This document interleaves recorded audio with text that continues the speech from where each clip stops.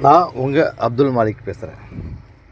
இன்றைக்கி நான் என்ன பேச போகிறேன்னு சொன்னால், உண்மையாலுமே நெஞ்சை பதைப்பதைக்க வைக்கும், அல்லது பெற்றோர்களை எந்த நேரமும் மனக்கவலையில் ஆழ்த்துகின்ற ஒரு விஷயம்தான் இன்றைய இளைஞர்களின் வாழ்க்கை. இன்றைய இளைஞர்களின் வாழ்க்கை அவ்வளவு ஆபத்து நிறைந்ததாக,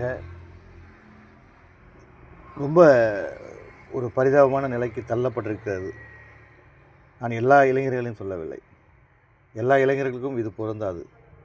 ஆனால் எந்த இளைஞர்கள் இந்த தவறை செய்கிறார்களோ அவர்கள் நிச்சயமாக என்னை ஒரு சகோதரனாக ஏற்றுக்கொள்ளுங்கள், என்னை உங்களை ஒரு தாய்மாமனாக ஏற்றுக்கொள்ளுங்கள், என்னை உங்கள் சித்தப்பாவாக ஏற்றுக்கொள்ளுங்கள், ஏதோ ஒரு தோழனாக ஏற்றுக்கொள்ளுங்கள். ஏன் இதை சொல்கிறோம் என்று சொன்னால், இன்றைக்கி இளைஞர்களை பெற்ற தாய்மார்கள் பதட்டத்தோடு தான் காணப்படுறாங்க. ஒரு காலத்தில் ஆம்பளை பிள்ளை தான் வேணும்னு சொல்லி கேட்ட காலம் போய் இன்றைக்கி பெண் பிள்ளை தான் வேணும்னு சொல்லி கேட்குற காலத்துக்கு மாறிடுச்சு. என்ன காரணம்னு கேட்டால், ஆண் பிள்ளைகளை பாதுகாக்கிறது தான் இன்றைக்கி பெரிய கஷ்டம். காலையில் போனவன் நைட்டு வந்தானா, ஏதாவது நல்லா வரானா, ஏதாவது பிரச்சனையோடு வரானான்னு பயத்தில் பெற்றோர்கள் கொள்நடுங்கி போயிருக்கிறாங்க. எண்ணற்ற தீய பழக்க வழக்கங்கள், மது போதைகள், கஞ்சா, அபீன், என்ன கெட்ட பழக்கம் இல்லை, எல்லாத்தையும் இன்று இளைஞர் சமுதாயம் கற்று வைத்திருக்கிறது. அது மட்டுமா, வீலிங், பைக் சாகசங்கள். நீங்கள் மட்டும் பாதிக்கப்படலைங்க இளைஞர்களா, தம்பிகளா, சொல்கிறது நல்லா கேட்டுக்குங்க. நீங்கள் மட்டும் பாதிக்கப்படுறதில்ல, உங்களால் ஒரு அப்பாவி குடும்பம் பாதிக்கப்படுதே, ஒரு அப்பாவியான குடும்ப தலைவன் அதில் பாதிக்கப்பட்டு அந்த குடும்பம் நடுரோட்டுக்கு வருதே, இதெல்லாம் நீங்கள் யோசித்து பார்க்க மாட்டீங்களா? இறைவனுக்கு பயப்பட மாட்டீங்களா? இறைவனுக்கு அஞ்சு நடக்க மாட்டீங்களா?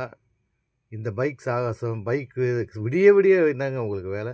நைட்டு ஃபுல்லாக என்னப்பா வேலை உங்களுக்கு சுற்றுறதில்ல? அதில் என்ன இருக்குது? ஒருத்தர் எக்ஸாம் எழுதிட்டு வண்டி எடுத்துகிட்டு சர்லுன்னு பறக்கிறான். எதுக்கு அது?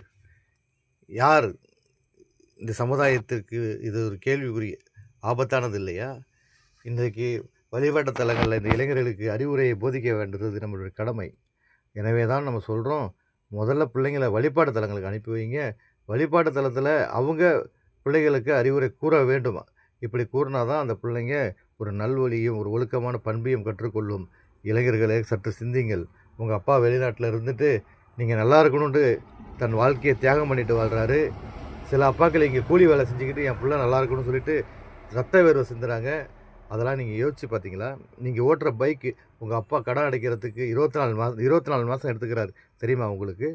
எனவே இளைஞர்களே, நீங்கள் குடும்பத்தை நினைத்து, உங்கள் வாழ்க்கையும் நினைத்து, எந்த விதமான